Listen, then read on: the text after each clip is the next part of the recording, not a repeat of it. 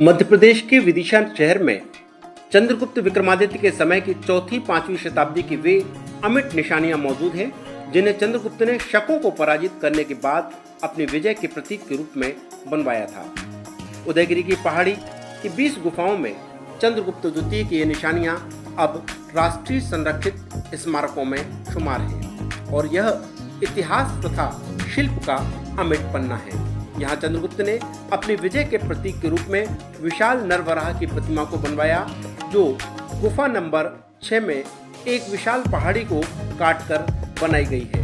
इसमें भगवान विष्णु विराट वराह अवतार के रूप में पृथ्वी को समुद्र से निकालकर आतताइयों से मुक्त कराकर लाते दिखाई देते हैं। इस अद्भुत प्रतिमा में नरवराह का शारीरिक सौष्ठव देखते ही बनता है।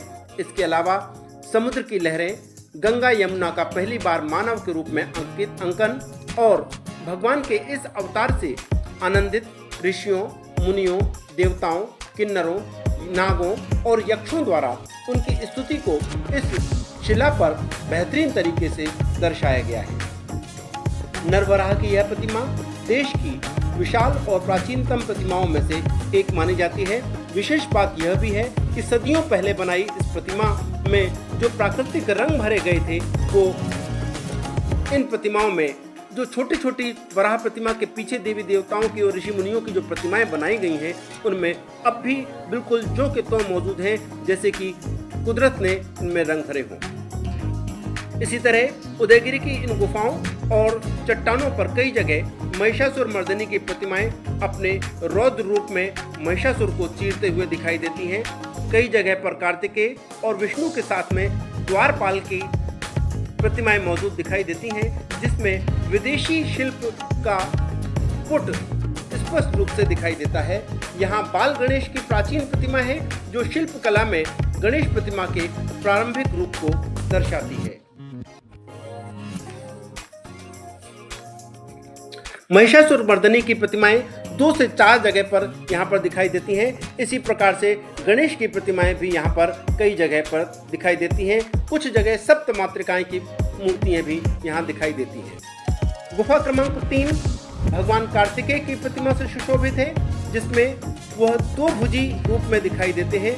उनके हाथ में उनका शस्त्र भाला मौजूद है और शीश पर इनका केश विन्यास विशेष प्रकार का और 3 लटों वाला दिखाई देता है। इस प्रतिमा को 5वीं शताब्दी की सबसे सुंदर प्रतिमा बताया गया है। वहीं गुफा क्रमांक 13 में शेष शैया पर लेटे भगवान विष्णु की विशाल और प्राचीनतम प्रतिमा मौजूद है। इसके अलावा अन्य कई प्रतिमाएं यहाँ पर मौजूद हैं, जो कि दर्शनीय है। उदयगिरी की इस पहाड़ी पर मौर्य, शुंग और नागकालीन अवशेष पाए गए हैं।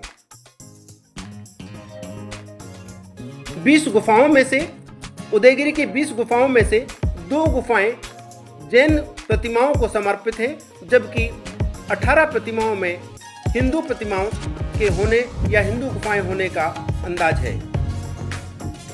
जब भी भोपाल और सांची घूमने का मन करे तो सांची से मात्र 10 किलोमीटर दूर स्थित इस अत्यंत प्राचीन और ऐतिहासिक स्थान को देखने आना ना भूलें। साथ ही अगर ये पोस्ट पसंद आई हो तो लाइक और शेयर कर अपने बहुमूल्य कमेंट जरूर दर्ज कराएं।